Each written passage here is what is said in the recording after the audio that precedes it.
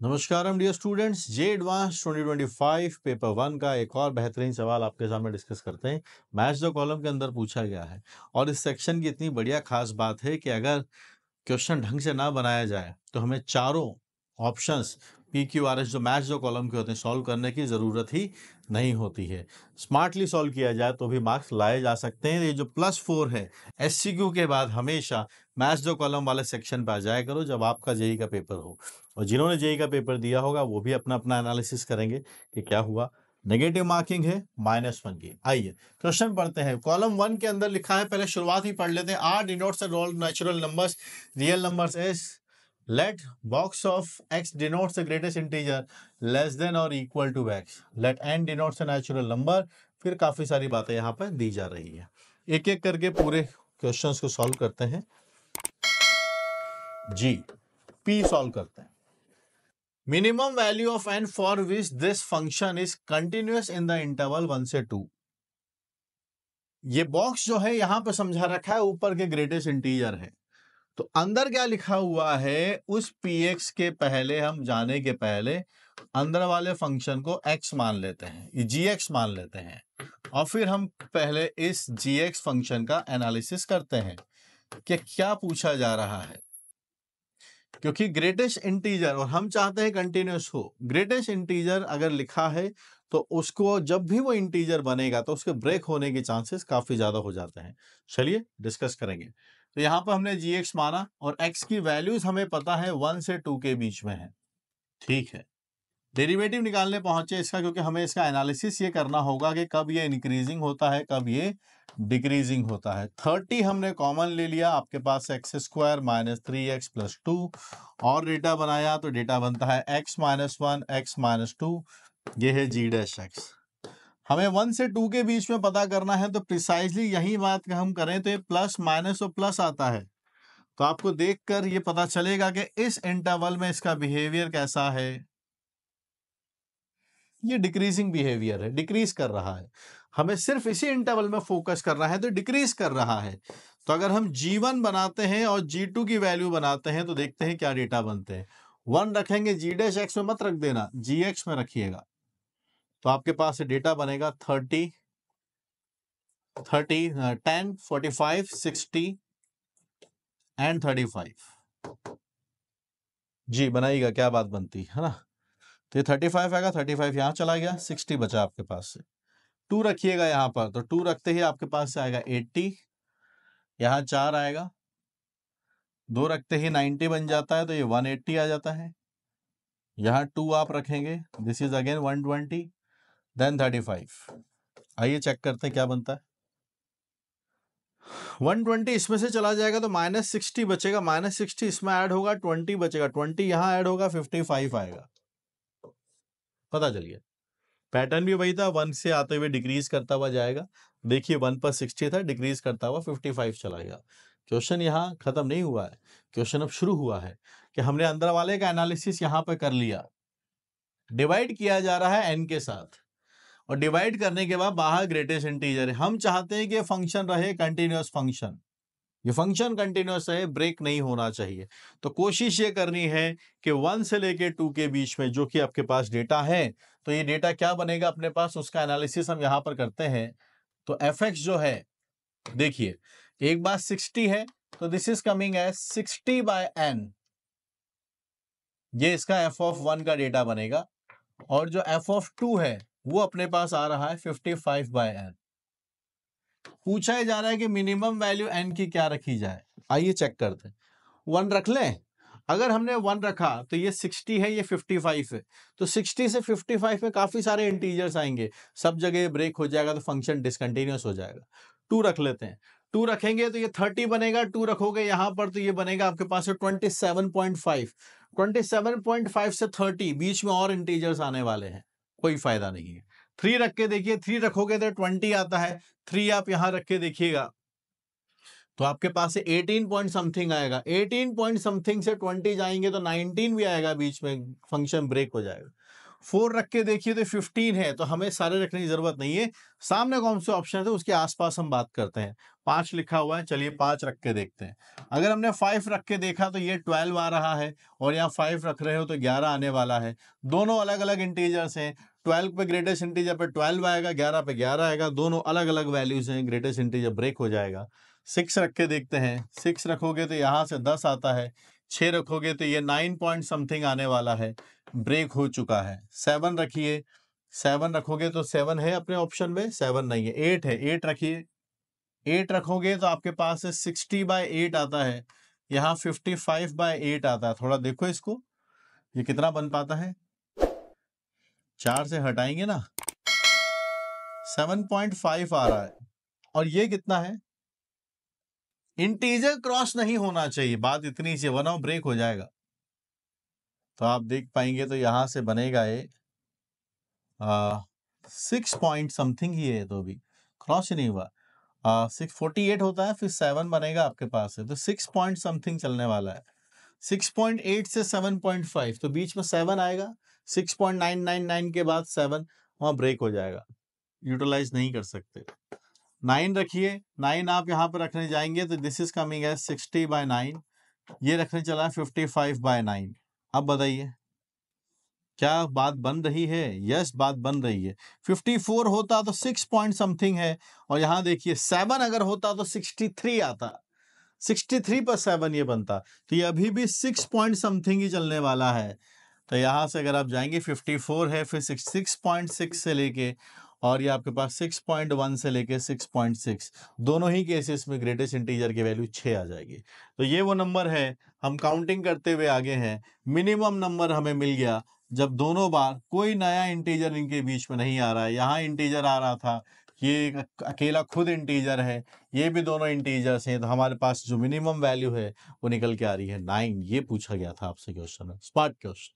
तो यहां से हमारे पास डेटा निकल के आया कि इसकी मिनिमम वैल्यू आनी चाहिए 9।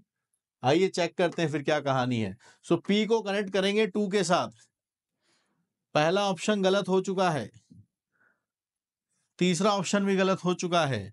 आपके पास लड़ाई में अब 2 उम्मीदवार हैं, एक है बी, एक है डी। सॉल्व 4 में से सिर्फ एक सॉल्व किया है ना, ये फायदा है इस सेक्शन का। सो डियर स्टूडेंट्स, जेई की मैथमेटिक्स अगर आप स्ट्रॉन्ग करना चाहते हैं तो मैथमेटिक्स की जितनी भी ब्रांचेस है, जितने भी सेगमेंट्स है, सबको स्ट्रॉन्ग करना होगा। चाहे बात हाई स्कोरिंग कैलकुलस और अलजेब्रा की हो, या फिर उसके बाद जो कोऑर्डिनेट ज्योमेट्री और वेक्टर 3D, या हम सबका जो फाउंडेशन है मैथमेटिक्स का पूरा, ट्रिग्नोमेट्री की बात हो, ये पांचों बुक्स रिटन बाय मी ओम शर्मा और पब्लिश्ड बाय पियर्सन पब्लिकेशन के आपके लिए अवेलेबल है। थ्योरी के साथ गिवन है, पीछे एक्सरसाइजेस भी है, और कंप्लीट विद सॉल्यूशन है। इसको अपनी स्ट्रेंथ बनाइए। और अगर आप प्रीवियस ईयर क्वेश्चंस करना चाह रहे हैं, आपको ढंग के सॉल्यूशंस नहीं मिल रहे हैं, डिटेल सॉल्यूशंस चाहिए, और एक एक कई क्वेश्चंस के मोर देन वन सॉल्यूशंस आपको चाहिए, ऑल्टरनेटिव सॉल्यूशंस अगर आपको चाहिए, तो वो आपको यहाँ पर एक्सक्लूसिवली जेई मेन की जो बुक है वहाँ मिलेंगे। और जेई मेन्स और एडवांस के जो 48 ईयर्स की बुक है उसके अंदर भी आपको मैथमेटिक्स के सॉल्यूशंस वहाँ पर देखने को मिलेंगे। और मुझसे पढ़ने के लिए you can definitely install the app Uplift JEE app. यहाँ पर एक नंबर भी फ्लैश हो रहा है जहाँ पर आप अपनी मेंटरशिप के लिए मुझे मैसेज कर सकते हैं। और यूट्यूब चैनल जहाँ पर ढेर सारे वीडियोस आपके लिए फ्री में अवेलेबल है, फटाफट से आप इस चैनल को सब्सक्राइब कर लीजिए। Thank you guys, keep learning. अब आगे चलते हैं, वो पढ़िए क्यू में क्या पूछा है। मिनिमम वैल्यू ऑफ एन बताइए जिसके लिए जीएक्स जो है हमेशा पूरे आर में इंक्रीजिंग रहे। तो आ जाइए क्यू वाले को यही खत्म करते हैं। तो जी डैश एक्स हम बनाने पहुंचे, यह है 2n² माइनस 13n माइनस 15, और ये डेटा बनेगा आपके पास है 3x² प्लस 3। ये जो डेटा आपके पास है इसका और फैक्टराइजेशन कर दीजिए। इसके फैक्टर अगर आप देखेंगे तो हो जाएंगे आपके पास से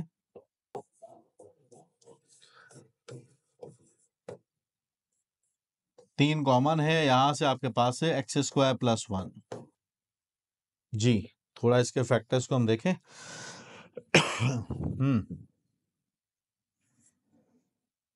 ये लिख ले। So minus 15n plus 2n 13 minus 15 2n², ये डेटा है। अब ये इंक्रीजिंग होना चाहिए, यानी ये this has to be always positive. तब आप बताइए, हमेशा आर के लिए पॉजिटिव आना चाहिए। 3x² प्लस 1 ऑलवेज पॉजिटिव है, यहां पर है समस्या। 2n माइनस 15 और n प्लस 1 है। n की जो वैल्यू सामने लिखी हुई है सबके सब पॉजिटिव है, सबके सब पॉजिटिव है, तो ये वाला डेटा भी आपका पॉजिटिव आ चुका फिर जिसका सामने लिखे हुए हैं। तो यहां से डेटा आपका आएगा n की वैल्यू 7.5 से ज्यादा आनी चाहिए, 7.5 से ज्यादा आनी चाहिए, मतलब कि जस्ट अगला नंबर कौन सा हो गया, 8 हो गया है, तो ये जाके कनेक्ट होगा आपका 1 से, ये जाके कनेक्ट होगा आपके 1 से। तो 7.5 से ज्यादा हो, इंक्रीजिंग हो, पॉजिटिव पॉजिटिव, 7.5 से ज्यादा 8 है, यानी Q हमारा कनेक्ट होगा 1 के साथ। तो Q अगर कनेक्ट होगा 1 के साथ तो आप देखिए पूरा क्वेश्चन सॉल्व करने की जरूरत ही नहीं है, Q 1 के साथ सिर्फ यही सॉल्व हो रहा है, तो हमारा आंसर आ गया है बी। ये फायदा होता है आपके सामने लेटेस्ट एग्जाम 2025 के अंदर पूरा सॉल्व करने की जरूरत नहीं पड़ी और बच्चों ने स्मार्टली सॉल्व कर लिया। समझ गए, पहला सॉल्व किया, दूसरा सॉल्व किया, आंसर मार्क आ गया है। आर और एस को सॉल्व करने की कोई जरूरत नहीं है एग्जामिनेशन के अंदर, फिर भी आपके पास टाइम बचा है, क्रॉस वेरीफाई करना चाहते हैं कि सर मैं चेक करना चाहूंगा तो आप कर सकते हैं, लेकिन हम यहाँ पर तो सॉल्यूशन के कंप्लीटनेस के लिए है। आपका एग्जाम, जिन स्टूडेंट का एग्जाम नहीं हुआ उनको तो सिखाने की बात है क्योंकि उनका पेपर नहीं है, तो हम आर और एस दोनों ऑप्शंस को भी सीखेंगे। यहाँ पर ये दोनों ऑप्शंस इन दोनों से भी बराबर, इक्विवेलेंट और अच्छे सवाल हैं, कहीं से भी कम नहीं है ये दोनों क्वेश्चन पी और क्यू के मुकाबले। आइए आर को पढ़ते हैं, आर में क्या लिखा है, तो we are here to solve it completely. चलिए आर की बात करते हैं। आर पढ़ो क्या दिया है, smallest natural number n which is greater than 5, n की वैल्यू ग्रेटर देन 5 है and x equal to 3 is the point of local minima. आ जाइए h डैश x निकाल लेते हैं इसका, n times x square minus 9 power n minus 1, 2x आता है आपके पास से और ये डेटा आपके पास से बन गया, x square minus 9 power n आता है and it is 2x plus 2। 3 के बारे में बात हो रहा है, कौन सी बात हो रहा है, x इक्वल टू 3 के बारे में, x इक्वल टू 3 इन दोनों में आता है, तो यहां से आप देखेंगे तो ये 2nx x square plus 2x plus 3 plus x square minus 9 2x plus 2। अगर हम 3 पर मिनिमा की बात करना चाहते हैं तो जो लोकल मैक्सिमा लोकल मिनिमा के पॉइंट होते हैं उस पॉइंट के अक्रॉस एफ डैश एक्स का साइन चेंज होना जरूरी है। It is must that F dash x changes its sign across that point. और यहां पर आप देखेंगे कि जब हम 3 की बात कर रहे हैं, यहां है 3, इस जगह से 3 सेटिस्फाइड नहीं होगा, ये वाला डेटा 0 चला जाएगा और ये 3 सेटिस्फाई इसको नहीं करने वाला, तो अगर एफ डैश एक्स का कोई साइन चेंज करेगा तो आगे वाली टर्म है, आगे वाले टर्म में लिखा हुआ है x minus 3 power n minus 1, x plus 3 power n minus 1, ये डेटा पूरा आपके पास है, यहां मैंने लिखा 3, ये पूरा आपके पास प्लस चला जाएगा। साइन चेंज होने के लिए करना क्या होगा कि ये जो पावर लिखी गई है n माइनस 1 इसका ओड होना जरूरी है, अगर n माइनस 1 इवन हो गया फिर तो साइन चेंज 3 के अबाउट होगा ही नहीं, और जिस क्रिटिकल पॉइंट के अबाउट साइन चेंज नहीं होता है वो मैक्सिमा या मिनिमा या एक्सट्रीमा में काउंट नहीं होता है, तो आपके पास से n आना चाहिए odd plus 1, that is even number, वो एक इवन नंबर आना चाहिए। तो आपसे पूछा smallest natural number which is greater than 5, 5 से बड़ा नंबर जो इवन हो और सबसे छोटा हो तो वो नंबर आपके पास से बनेगा 6। आंसर हम मार्क कर चुके हैं पहले ही कि बी मार्क आया था, तो आप देखिए आर में इन्होंने 4 मार्क किया होगा, 4 मार्क किया यानी 6 इसका आंसर आ गया है। एग्जामिनर की एक और खास बात है, इधर भी डिजिट्स लिखी हुई हैं और ये इधर भी 1 2 3 4 लिखते हैं, ताकि कहीं ना कहीं एक 17-18 साल का बच्चा उलझ जाए, फंस जाए कि 4 ऑप्शन नंबर है या फिर आंसर आया है, आंसर 6 आया है। ठीक है, तो ये हो गया। अब बारी आती है एस की, ये सबसे ब्यूटीफुल क्वेश्चन है पूरे उसका, पढ़िएगा। Number of x naught belongs to R such that this is not differentiable at x naught, ये बात आपसे पूछी जा रही है। चलिए बनाते हैं इसको भी। यहां पर अब हम एस की बात करते हैं तो देखिएगा ये है फंक्शन अपने पास से, सिग्मा है, के का वैल्यू 0 से लेके 4 है, साइन अपने पास लिखा हुआ है x माइनस के है, आपके पास यहां पर कॉस है, x माइनस के प्लस 1/2 आपके पास लिखा हुआ है, नॉट डिफरेंशिएबल की बात कर रहे हैं। एक बात, मुद्दे की बात यहां छेड़ लेते हैं। मॉडुलस करता क्या है? माइनस को प्लस करता है, करेक्ट बात है, और प्लस को सेम रखता है, करेक्ट बात है। और कॉस के साथ क्या प्रॉब्लम है कि cos of minus theta is always cos theta. Cos को फर्क ही नहीं पड़ता कि अंदर प्लस है या माइनस है, इसका बिहेवियर सेम होता है। कॉस माइनस थीटा भी कॉस थीटा होता है। तो यहां पर तो मॉड लगाने का कोई मतलब ही नहीं है। इसके साथ तो मॉड लगाने का कोई प्रॉब्लम नहीं है, क्योंकि इसका बिहेवियर ओरिजिन के अबाउट सेम रहने वाला है। वो जो पॉइंट है उसके अबाउट सेम रहेगा। तो यहां तो आप एक काम कीजिए, इसका मॉड हटा दीजिए, कोई फर्क नहीं पड़ने वाला। और जब मॉड नहीं है तो ये तो सारे फंक्शन आपके पास से आसानी से आ जाएगा। यहां बनेगा साइन ऑफ मॉड एक्स, अगला बनेगा sine of mod of x minus 1, sine of mod of x minus 2, sine of mod of x minus 3, sine of mod of x minus 4। And ये जितने भी आपके पास कॉस वाले फंडे हैं ये सब सेम, ये सब डिफरेंशिएबल है। कोसाइन वाली जितनी भी सीरीज आपके पास से आने वाली है ये सब आपके पास डिफरेंशिएबल है, क्योंकि cos minus theta cos theta होता है। मॉड का यहाँ कोई इंपैक्ट नहीं होगा, लेकिन साइन में इस बात का फर्क पड़ जाएगा। तो यहां से एक पॉइंट आएगा, यहां से एक पॉइंट आएगा, यहां से एक पॉइंट आएगा, एक यहां से आएगा, एक यहां से आएगा। तो ये बन जाएगा आपके पास से not differentiable at x equal to 0 1 2 3 4। 5 points पर ये नॉट डिफरेंशिएबल होगा। एक थ्योरम भी होती है, अगर एक पर्टिकुलर पॉइंट अल्फा पर एक फंक्शन डिफरेंशिएबल है, दूसरा फंक्शन डिफरेंशिएबल नहीं है, तो उनके एडिशन और सब्सट्रैक्शन से जो नया फंक्शन बनता है वी कैन डायरेक्टली से इट इज नॉट डिफरेंशिएबल। लेकिन कब? जब एक डिफरेंशिएबल हो दूसरा नॉट डिफरेंशिएबल हो एट द सेम पॉइंट, और वी आर एडिंग देम और सब्सट्रैक्टिंग देम। मल्टीप्लाई करेंगे, डिवाइड करेंगे, कुछ नहीं कह सकते। पर अगर ऐड कर रहे हो, सब्सट्रैक्ट कर रहे हो, एक फंक्शन डिफरेंशिएबल है दूसरा डिफरेंशिएबल नहीं है, तो हम ऐड करके डायरेक्ट बोल सकते हैं कि नॉट डिफरेंशिएबल। इसी के ऊपर एक बहुत बढ़िया सवाल इसी पेपर के अंदर आप देखोगे मिलेगा, पेपर 2 के अंदर आपको सॉल्व करने को। तो ये कॉस वाली जितनी भी सीरीज आपके सामने लिखी हुई है, आपने यहां पर भी कितना लिखा है? 1 रखा है, आप 2 रखिए यहां पर, ये 3/2 3 रखिएगा आप यहां से, 5/2 4 रखिएगा यहां से, 7/2। ये सब डिफरेंशिएबल है। All these are differentiable functions. All these are differentiable functions. So ये 5 points जो नॉट डिफरेंशिएबल वाले हैं। सेकंड हमारा आंसर हम पहले मार्क कर चुके हैं, बट मैं आपको यहाँ सिखाने आया हूँ, पढ़ाने आया हूँ। तो यहाँ से हम 5 वाले ऑप्शन, 5 तो ऑप्शन ही नहीं है इसके अंदर, ये रहा। बन गई कहानी, है ना? मिल गया ना? तो 10 वी आर गेटिंग दिस। तो यहाँ से हमारे पास आंसर आया था 9, इसका आंसर हमारे पास आया था 8, इस वाले का आंसर हमारे पास आया था 6।